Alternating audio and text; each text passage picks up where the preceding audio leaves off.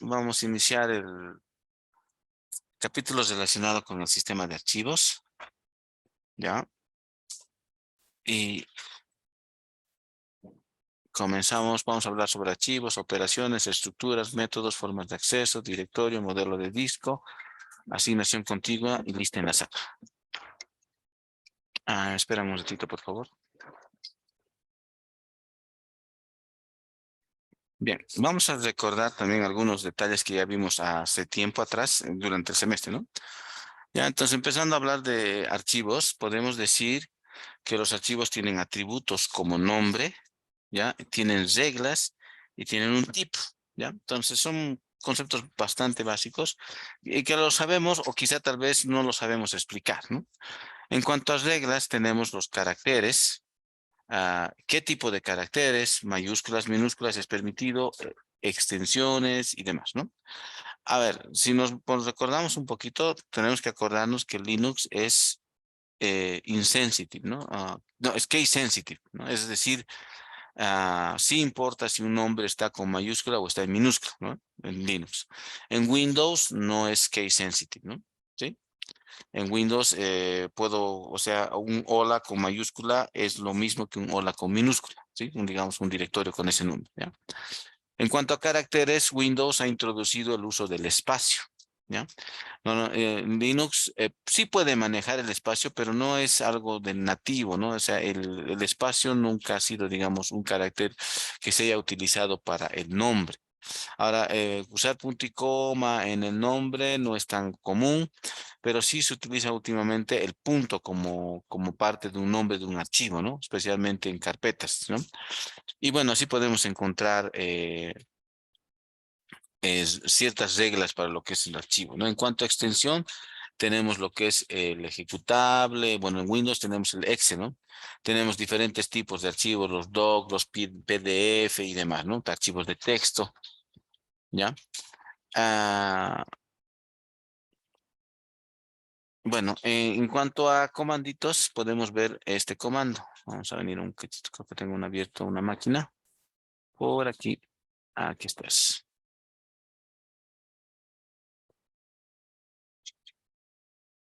Pueden colocar este comando, file, digamos un archivito, y les va a dar el tipo de archivo que es, ¿no? ¿Sí? Por ejemplo, aquí tengo un archivo .c, file, hola.c. Me va a decir que es ASCII, es un archivo de texto y es un programa, ¿no? Y por ejemplo, a ver, vamos a la carpeta,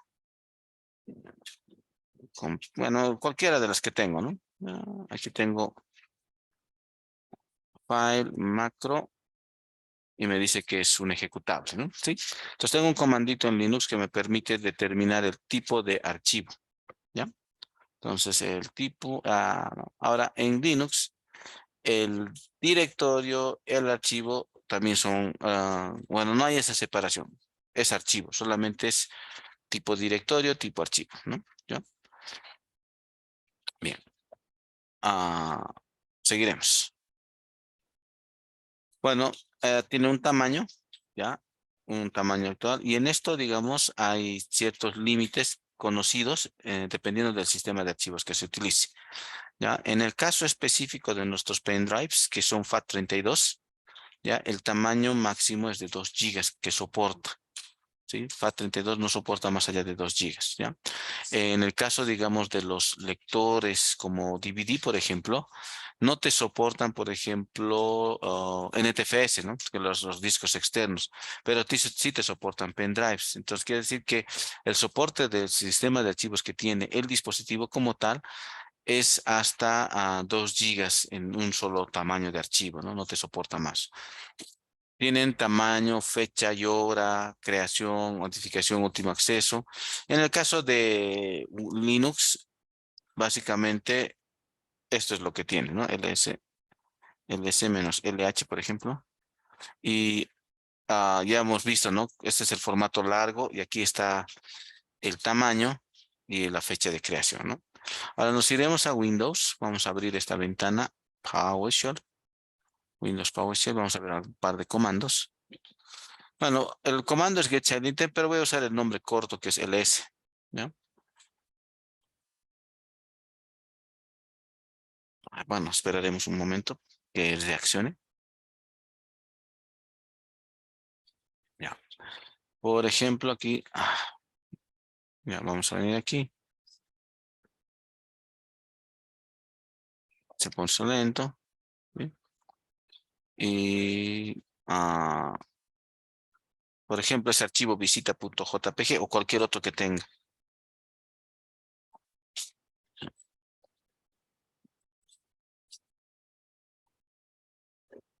Ya. Puedo ejecutar este comando. ¿Qué pasó? No quiere. Uy, ¿qué pasó conmigo? Ya. Voy a venir aquí un ratito. Ay, no quiere el filtro. ¿Alguien sabe el ASCII del filtro? No está queriendo anotar aquí. A ver aquí.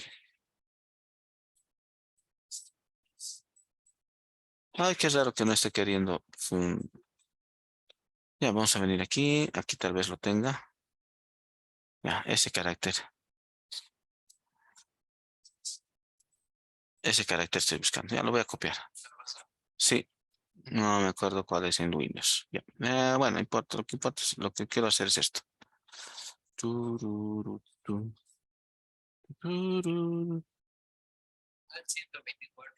Ya.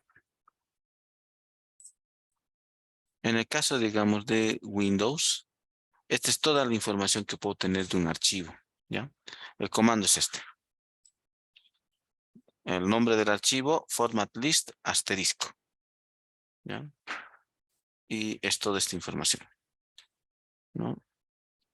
Bueno, no voy a entrar en detalles, pero hay algunas cosas que no son claras. Por ejemplo, el modo, versión, modo, que es parte. Tenemos el nombre de base, si es solo lectura, el nombre completo, la extensión, la fecha de creación, el último acceso, la última vez que se escribió en el archivo. O sea, tiene muchas más propiedades en el lado de Windows cada archivo. Los atributos, aquí puede ser si es un archivo, bueno, aquí en el caso de Windows, aquí es directory, si es directorio, archivo, si es, bueno, archive en inglés, ¿no? Si es archivo, ¿ya? Son las dos vistas que los dos sistemas operativos te ofrecen, ¿no? Entonces, ls, el nombre de un archivo, y format list asterisco. De esa forma vas a poder obtener de un archivo todas sus propiedades en Windows, ¿ya? Bien, seguiremos. Entonces, tiene también lo que es la asociación de usuarios, identificador del creador, dueño actual, ¿ya? Y en eso, en Linux ya sabemos cómo, ¿no? Este es el usuario, por ejemplo, el archivo mostrar punto, este archivo, ¿no? Mostrar.o, el dueño es el usuario root, el grupo es root, ¿no? Sí, eso ya hemos visto anteriormente. Aquí sí se maneja, ¿no? El concepto de dueño del archivo. Un usuario y un grupo al que está asociado. Eso ya lo vimos más antes, mucho más antes, ¿no? Ah, ¿Qué más podemos decir de archivos?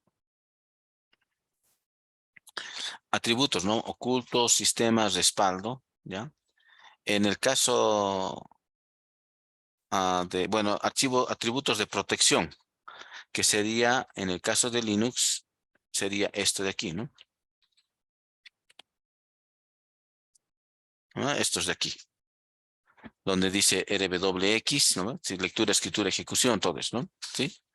Ahora, en Windows, lo que sí tenemos es esto. Vamos a ver, por ejemplo, vamos a venir aquí. No me acuerdo esto.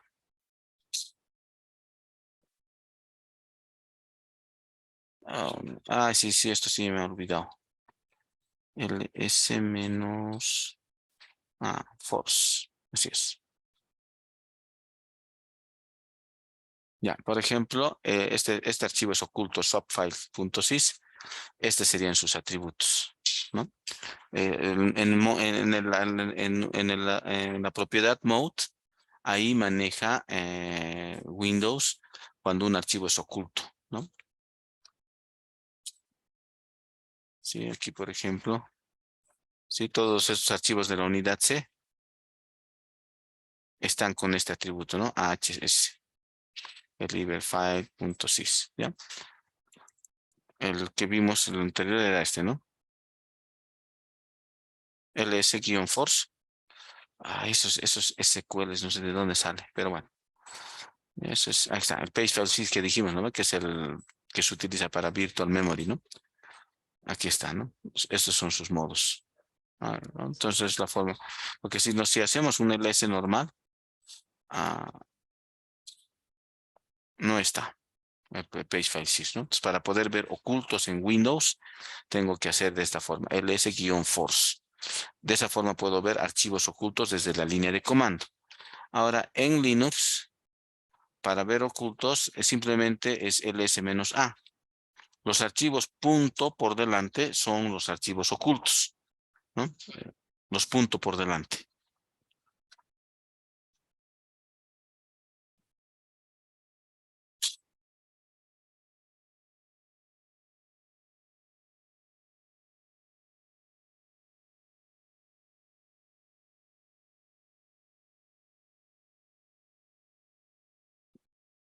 ¿Sí? Entonces, los archivos, eso, ¿te acuerdan también cuando muchos de los primeros veces que usaban Bing, ¿no? Les salía un punto CWP, ¿no? Lo que hacíamos era buscar el archivo oculto y borrarlo, ¿no? El punto, digamos, hola.c.swp, ¿no? Entonces, en Linux es -a. En realidad, en Unix en general, ls-a para poder ver los archivos ocultos. Y para que sea un archivo oculto en Linux, lo único que hacemos es, por ejemplo, si quiero crear un archivo es con el comando touch, ¿ya? Touch, digamos, hola.c, va a crear un archivo vacío, hola.txt, ¿ya? ¿Sí? Entonces el archivo está en vacío, ¿no? Ahora, si quiero crear un archivo oculto, puede ser con un bin o un touch.hola.txt. De ese modo, el archivo es oculto, ¿sí? Por ejemplo, el s.txt, aquí está, no está el archivo hola, ¿ya? Pero no está, digamos, el archivo oculto. Si quiero ver el archivo oculto, es ls-a.txt y aquí voy a ver el archivo. ¿Dónde estás? Sí, punto por delante, sí. ¿Dónde está el archivo oculto? Es por esto.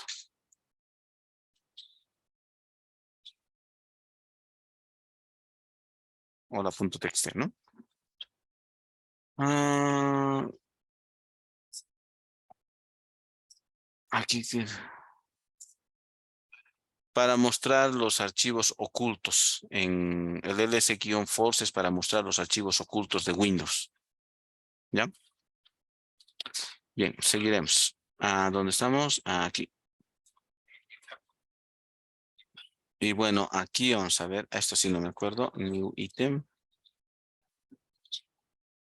path, digamos, a punto, menos name, hola.txt, type file. Esa es la forma de crear archivos vacíos en Windows, ¿no? ¿Sí? Es un poquito largo, ¿no? O sea, es la forma, digamos. Bueno, no voy a entrar a hablar de PowerShell, pero PowerShell te ofrece una serie de comandos que te permiten crear archivos y directorios, ¿no? Muy aparte, bueno, el directorio ya sabemos cómo crear, ¿no? Pero para poder crear archivos, o sea, el equivalente al comando touch de Linux sería este, ¿no? New item, -path, punto, menos name, el nombre del archivo. Bueno, el path es el directorio donde se va a crear, menos nombre y el tipo. Type file, type directory también se puede usar, ¿no? Ya, y todos los archivos cuando se crean con este atributo, ¿no? ¿Ya? Bueno, entonces continuamos con la presentación. Entonces, los archivos tienen atributos, tienen otros atributos como oculto, sistema y demás, ¿no? ¿Ya? Que eso, como visualizamos hace un momento, en Windows tiene una propiedad que es el mode y ahí está especificando cuando es oculto y cuando es regular, ¿no? ¿Qué más? Entonces, el sistema operativo se tiene que encargar de permitir operaciones sobre los archivos usando llamadas al sistema, como ya vimos tiempo atrás, ¿no? Para, por ejemplo, para listar archivos, ¿se acuerdan? Era abrir el directorio, leer el directorio, acceder a los elementos del directorio, cerrar el directorio, ¿no? Eso era, ¿ya? Ah, hemos visto el file, hay otros archivos, hay otras llamadas como el seek para posicionarse en una posición dentro del archivo y demás, ¿no? Entonces, el sistema operativo tiene que permitirme crear, eliminar, abrir, cerrar, leer, escribir, obtener, cambiar atributos, como hemos visto el chmode, ¿no? ¿Ya? Chmode, por ejemplo, ¿se acuerdan, no? Chmode para poder cambiar los permisos, chown para cambiar el propietario, la posibilidad de renombrar el archivo con move en este caso. Entonces, todas esas operaciones me tiene que permitir el sistema operativo a través de llamadas al sistema. ¿Ya? Ahora, la estructura de archivos puede ser una secuencia de bytes, una secuencia de registros o puede ser un árbol de registros. ¿Ya? Se va a usar una tabla de archivos abiertos por proceso con la información relevante de cada archivo abierto, ¿no? Como ubicación en disco, posición actual. Los procesos antes de leer o escribir deben hacer una llamada. Y bueno, hay una serie de operaciones que se va a realizar, que va a variar, digamos, dependiendo del sistema operativo que se use, ¿no? Esta llamada agrega una entrada en la tabla y un retorno identificador en el caso, digamos, de un sistema tipo Unix, ¿no? Ya, en cuanto a organización, les decía una secuencia de bytes, registros, índice de registros. En el caso de Unix y Linux en general, es una secuencia de bytes la organización de archivos, ¿no? Un archivo va a consistir en una secuencia de registros lógicos de algún tamaño. Bueno, aquí vamos a ver este otro detalle. Los elementos de un archivo se pueden acceder secuencialmente y aleatoriamente, ¿ya? ¿Sí? Secuencial quiere decir que voy a ir posición por posición, es decir, si fuera una cinta como la que graficamos para la memoria, voy a empezar a ir una posición por posición, ¿no? Y aleatorio es a cualquier sector del archivo, ¿no? Del disco, ¿no? ¿Ya? En el acceso secuencial, los registros se van a leer uno a uno en orden y las escrituras siempre se van a hacer de forma automática, agregando un registro al final. Ya, esto se va a dar también en el caso de los archivos, ¿no? En la cual de alguna forma, digamos, tú vas a manejar, abrir el archivo y vas a agregar una línea siempre al final, ¿no? Una línea, ¿no? ¿No? Pero aquí les voy a mostrar un sistema antiguo que sí realmente el acceso era secuencial. Ya, un momentito voy a cambiar, voy a poner pausa. Bueno, esto es parte de la historia, ¿ya? Los cassettes de música que tampoco ya han llegado a conocer ustedes, se utilizaban para grabar archivos, ¿ya? Entonces, por lo menos, sí, no, entonces, bueno, llegan, no, es que ya no hay ni siquiera reproductores, ¿no? A menos que sea uno antiguito que tengas, ¿no? Ah, está bien. Ya. Pero si se fijan, tenían la forma de una grabadora. Entonces, vamos a buscar a ver literalmente el cassette. Cassette. Ya, este era el famoso cassette, ¿no? ¿Sí? Entonces, como pueden ver, la cinta empieza a recorrer y va recorriendo a un lado, ¿no? Envolviéndose al otro lado, ¿sí? Entonces, literalmente, ¿alguien tiene que un comentario? Oh, ya, qué bueno. Sí.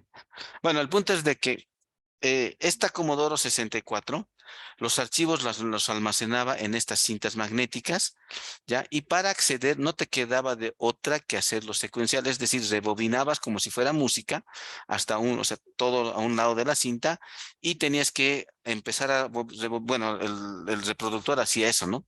Reproducía y empezaba a ir de forma secuencial. Sí, entonces de forma secuencial. Entonces, tenías que retroceder atrás para volver a empezar otra vez, ¿no?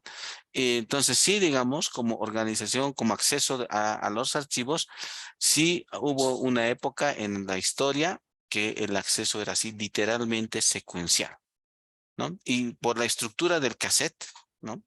No te queda de otra que sea secuencial, ¿no? Porque rebobinas a un lado y empiezas de nuevo, sí.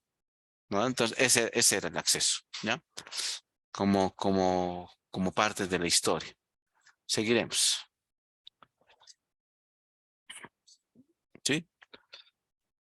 Entonces, los registros se van a leer uno a uno y en orden, ¿no? Y en la estructura, digamos, del tipo cassette, como cinta magnética, va a ser así, ¿no? Uno por uno, ¿no? En el caso el de aleatorio, se van a acceder, leer o escribir en cualquier registro, en cualquier orden, ¿sí? ¿Ya? Esto también, no, bueno, en el caso anterior es en el caso del archivo como tal, ¿no? El nombre. También cuando hablamos de acceso secuencial, nos referimos también a un archivo como específico, digamos, un archivo de texto que al final, siempre al final voy a ir agregando, ¿no? En cambio, y cuando hablamos de aleatorio, si se tratara de un solo archivo, es en cualquier momento, en cualquier lado del archivo puedo hacer cambios, ¿no? Es decir, al inicio, al final, al medio, donde sea, ¿no? ¿No? Pero esto, digamos, está más enfocado al acceso en cualquier posición, ¿no? Lo que tenemos actualmente, ¿no? Los discos duros como tal, son circulares. En el caso, digamos, de las PCs, de los discos como ya de PC, ¿no? Entonces tiene un brazo mecánico que se puede mover y moverse a cualquier lado del disco, ¿no? Sí, entonces el acceso es aleatorio, ya no hay bueno, hace años que ya no hay el acceso secuencial, ¿sí? Porque en el caso, digamos, volviendo a este caso, digamos, de que sí hubo, y volviendo a la casetera, ¿no? Este era el lector, digamos, de los archivos.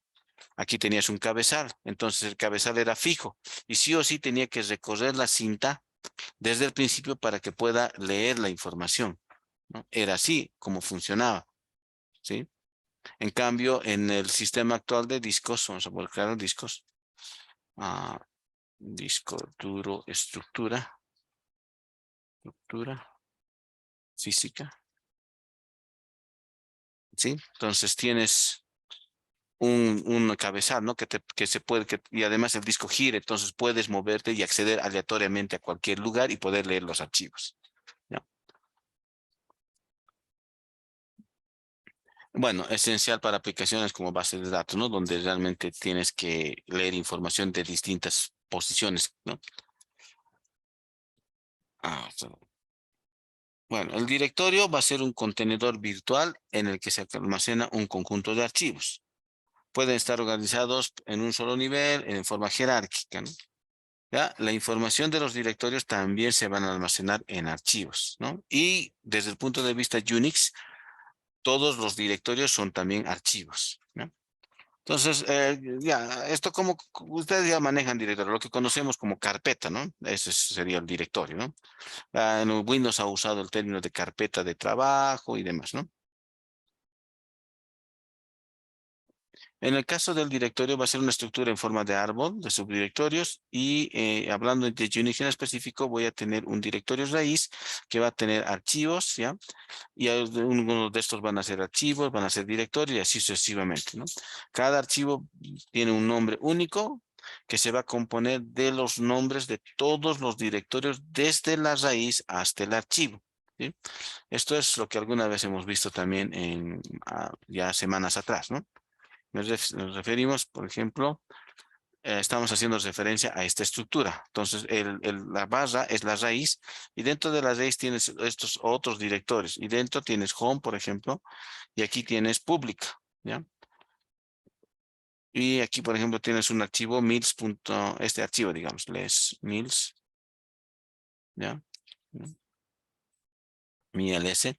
Y puedo yo hacer referencia dándole toda la ruta, es decir, raíz, home, pública, barra y el nombre del archivo, ¿sí? Entonces, de ese modo también puedo abrir un archivo, ¿no? ¿Sí? A eso hace referencia este texto que está en la presentación. Cada archivo va a tener un nombre único que se va a componer de los nombres de todos los directorios desde la raíz hasta el archivo, ¿no? ¿Sí? Entonces puedo hacer referencia al archivo dándole la ruta completa y en el caso de Unix es raíz, directorio, ¿no? Y ahora en el caso de Windows es de forma similar, ¿no? Solo que, vamos a venir aquí, por ejemplo, C dos puntos, ah, digamos, podemos hacer así, C dos puntos, aquí es así, ¿no? ¿Qué está pasando aquí? No está queriendo, no está queriendo users, ¿no? Digamos, y así, ¿no? De la misma forma que en Unix puedo darle desde desde las raíz, sus directorios hasta llegar al archivo, pero ¿no? Ya, seguiremos. Y bueno, aquí empezamos a hablar del modelo de disco. Ya, en el caso de disco va a ser una secuencia lineal de bloques desde el 0 hasta un tamaño n. ¿Ya? Y va a ser, en este caso, es un tamaño fijo, ¿ya? Que va a estar dado por el tamaño del disco. ¿Ya? Entonces, básicamente, podríamos graficarlo como una sola cinta, tiene mucho parecido con la forma de representar o entender la memoria, ¿no? Pero en este caso, y algunas, bueno, hasta las versiones antiguas de Windows 7, sí me graficaba de esta forma el disco, ¿no? Y se podía ver como, como bloques de datos. Bueno, entonces, siguiendo, vamos a seguir, ¿ya? Ya. Entonces, aquí tenemos algo que se conoce como la geometría del disco, ¿no? En el que tienes, bueno, físicamente el disco, estamos hablando de los PCs, ¿no? De escritorio, no de ya de los discos externos ni de los SSDs, ¿no? Sí, entonces, bueno, estamos enfocándonos que todavía existen y siguen siendo parte del presente eh, los discos de PC, ¿ya?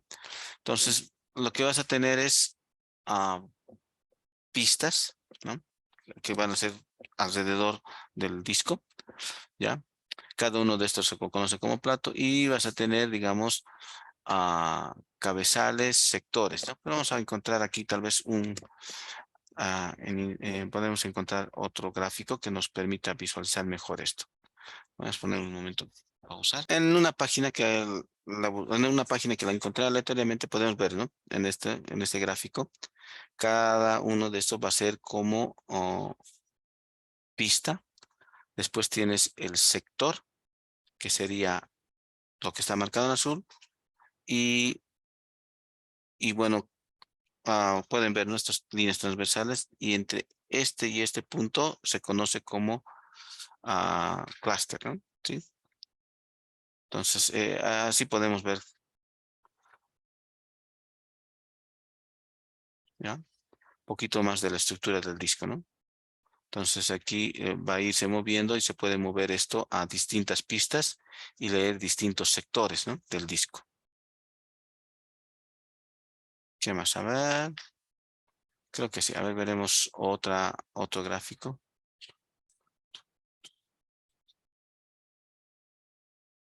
Mm, aquí está también explicado, ¿no? Aquí está. Vamos a ver este otro. Este es el disco duro. Por aquí de este. Ya, cilindro. A ver, aquí está. A ver, eh, todo lo que, bueno, la línea amarilla es la pista y este, ¿no? Aquí está señalando cuál es el cilindro y entre estas líneas que están graficadas llegaría a ser el sector, ¿no?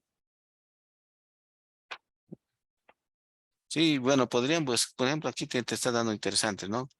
Datos interesantes de cabezales, cuántos cilindros, sectores por pista, tamaño del sector y de esta forma puedes calcular la capacidad, ¿no? Del disco, ¿ya? Y bueno, sí, podría ser interesante tal vez hacer un poquito de investigación acerca de la geometría del disco, ¿no?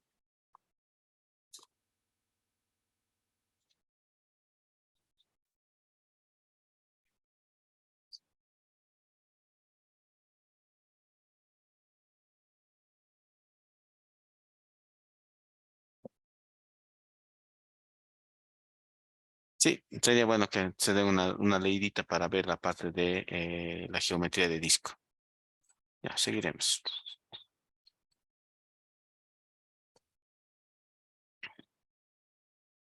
Sí, entonces todas estas líneas de aquí serían pistas. Este espacio de aquí, todo esto de aquí sería sector, ¿no? Bien. Ah, ha cambiado un poco esto. Vamos a venir aquí a nuestra máquina. ¿Ya? En las versiones últimas ha cambiado un poco esto. En las versiones actuales, digo, antiguitas. Vamos a entrar aquí.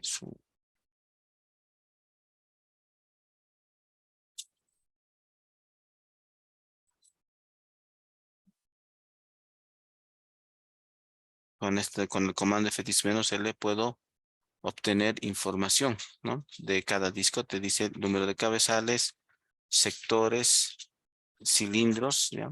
¿No? Y te se calcula el total, ¿no? Te da información, digamos, del disco, ¿no? Vamos a ver, creo que tengo aquí una versión actual. La voy a aprender. Ha cambiado un poco de la información que te da acerca del disco, ¿ya? Pero puedes ver de esta forma con el comando fdisk -l, ¿no? O específicamente un disco, digamos, de SDA. Ahí te da la información, ¿no? De tamaño, información de su geometría también, ¿no? Que termine de cargar. Seguiremos viendo el resumen del resumen. Ya. Bueno, entonces empezaremos a hablar de asignación contigua. Este método va a requerir que cada archivo se almacene en un conjunto contiguo de bloques. La ventaja es bastante simple. Se puede saber qué bloques ocupa un archivo y basta con registrar el primero y el tamaño, ¿ya? Eh, bueno, va a tener buen rendimiento cuando los archivos estén todos dentro en un mismo bloque, ¿no? Y estén en forma secuencial, así el brazo del disco es el mínimo posible, ¿ya? Entonces, la desventaja es que puede variar de tamaño, debes reservarse espacio suficiente, nunca vas a saber cuánto va a ser su tamaño máximo, va a haber fragmentación externa, y es posible hacer compactación, pero en el caso de discos, cuanto más, como es un dispositivo que tiene parte física, entonces el hacer compactación, que sería lo mismo que hicimos, que vimos en memoria, ¿no? Que es mover las áreas ocupadas a un lado de tal forma de que tengas a un lado ocupado y al otro lado libre. ah, ah, Implica eso bastante movimiento de disco, ¿no? Y es por eso que de alguna forma los discos de PC tienen un tiempo de vida, no son eternos, ¿no? Justamente por la parte mecánica, ¿ya? Bien, cuando hablamos de asignación contigua, estamos hablando de algo así. Vamos a abrir, ya creo que ya está abierto. Ya, abriremos un Excel.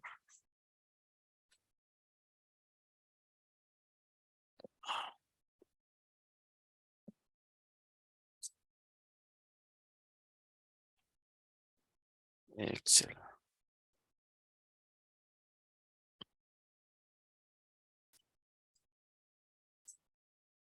No, no, voy a usar este mismo gráfico de aquí. Mejor, más.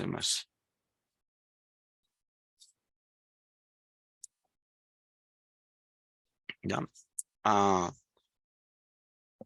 Se va a utilizar muy similar a lo que hablamos de particionamiento en memoria, ¿sí? Lo que decíamos en particionamiento, ¿se acuerdan? Era que tenía particiones de un tamaño fijo, ¿ya? Y los procesos ocupaban esas particiones, ¿no? En sistema de archivos, ¿ya? Lo que se maneja es bloques, ¿ya? Sería el equivalente a particiones, ¿no? Entonces se define bloques de tamaño fijo, que en el caso del sistema de archivos va en el orden de 1 mega a 4 megas. Puedes hacerlo más, pero no te permite ya hacer bloques más pequeños, ¿ya? Entonces y tampoco, pero también no te aconseja tener bloques grandes. Entonces, estos bloques, que van a ser como particiones, van a ir del tamaño por defecto es 1 mega, en el caso de Linux, de un mega hasta 4096, ¿no? O sea, 4 megas. Ya, entonces la idea va a ser la misma que en, que en memoria. Es decir, vamos a venir aquí, ¿no? Es decir, digamos, si por decir de mis bloques son de 1 mega, ya, esto es bloque igual a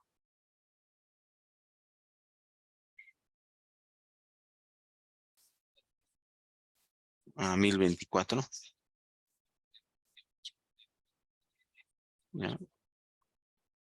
Entonces, si tengo, por ejemplo, un archivo,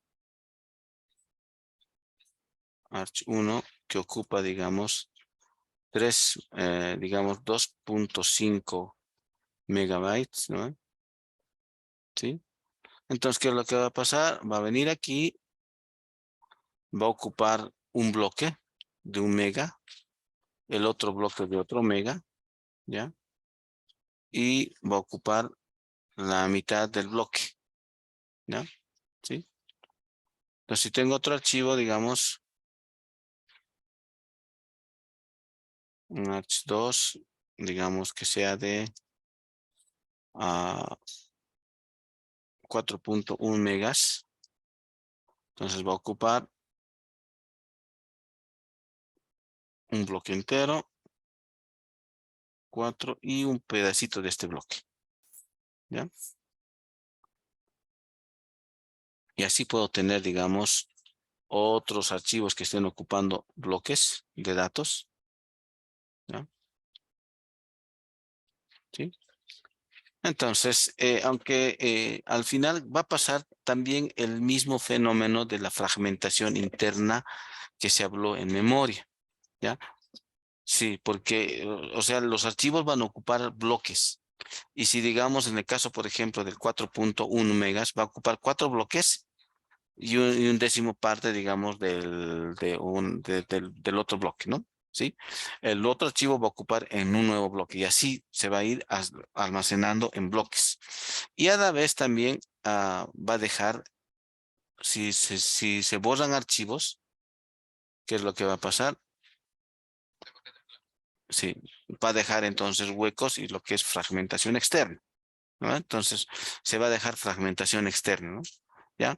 Y lo que conocemos en Windows, que sería aquí, vamos a abrir Windows, defragmentar, ¿no? La operación de defragmentar. ¿Qué es lo que va a hacer la operación de defragmentar? Mover bloques de datos a un solo lado del disco, ¿no? Es decir, que va a agarrar esta opción, este bloque de datos, lo va a mover aquí, ¿no? Lo va a mover aquí. Todos esos dos bloques de ahí contiguos. Después esto de aquí también lo va a mover hasta aquí. Y entonces, bueno, sí. Entonces, eso es lo que cuando en disco le dices de fragmentar el disco, es justamente hacer esa operación. O sea, va a estar disperso los archivos por todo lado, ¿no? O sea, huecos aquí, huecos allá. Entonces, lo que va a hacer es mover bloques de datos a un lado del disco para tener una secuencia de bloques de datos ocupados con archivos y tener una secuencia de bloques de datos libres para asignar nuevos archivos. ¿Sí?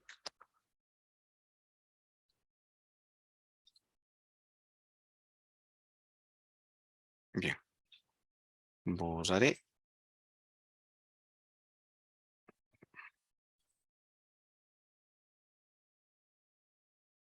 Ay, estoy queriendo colocar, dejar de compartir. Ya. Esto cerramos. Listo. Tengo que borrar esto.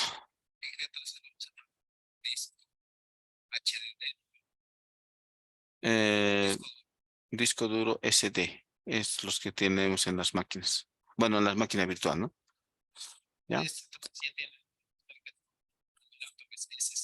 Sí, SSD. La- No, SD. Ya, entonces seguiremos. Asignación contigo, entonces, ya viste, ¿no? Haces referencia y sigue siendo, digamos, un método aceptable de uso, ¿no? El crear, cuando se crea un sistema de archivos, se crean bloques de datos y en esos bloques de datos se almacenan información, ¿no?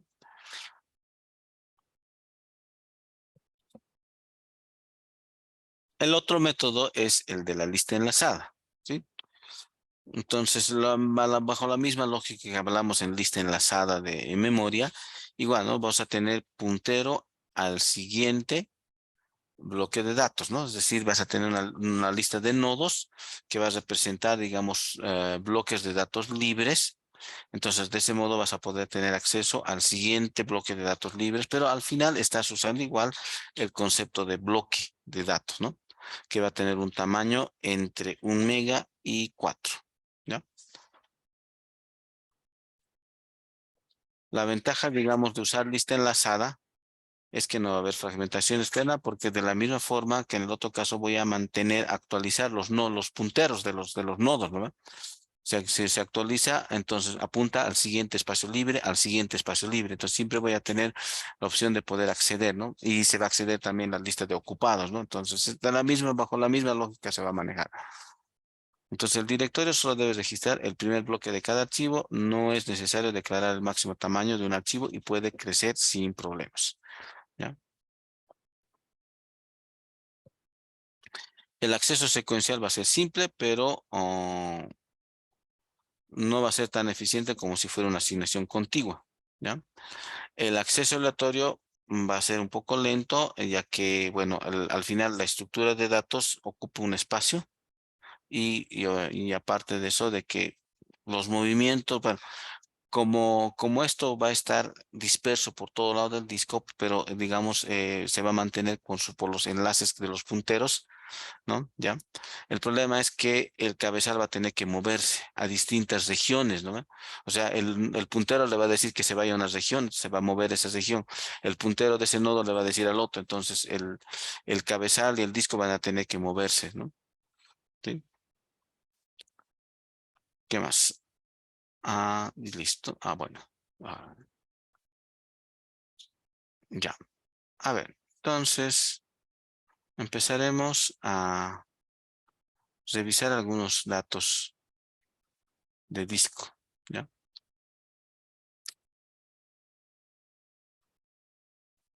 Bueno, ya esta máquina está. Lo abriremos. Bueno, esta máquina no la tiene, ¿no? Estamos usando una versión antiguita, pero todavía nos ayuda.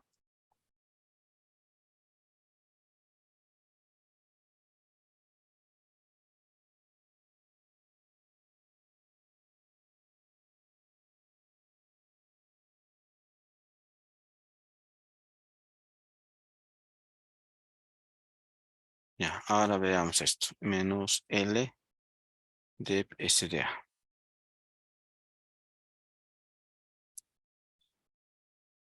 ¿Ya? Entonces, ahora maneja la información así el FDisk. ¿Sí? Entonces, bueno, no sé por qué hicieron el cambio, honestamente. Me gustaba más así. Porque esto iba un poco más con la teoría de sistemas operativos en cuanto a lo que es geometría del disco, porque te tenía manejado la información de cabezales, sectores, cilindros, ¿no? Que es lo que se maneja cuando hablamos de la geometría del disco.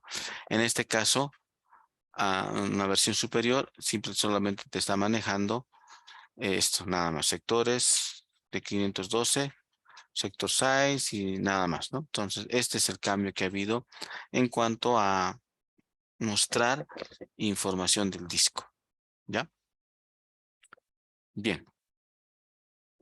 Bueno, entonces pasando un poco a la parte práctica, ya lo que van a hacer es lo siguiente. Ya van a apagar las máquinas virtuales y se van a venir aquí a Settings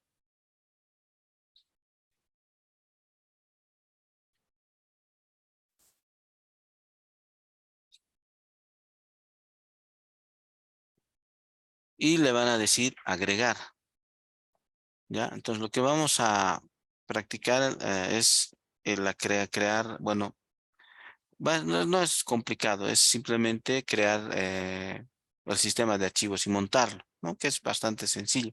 Pero vamos a ir desde el punto de particionamiento hasta el montaje, ¿no?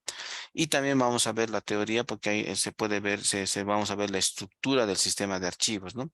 Y eso es lo que vamos a hacer, ¿ya?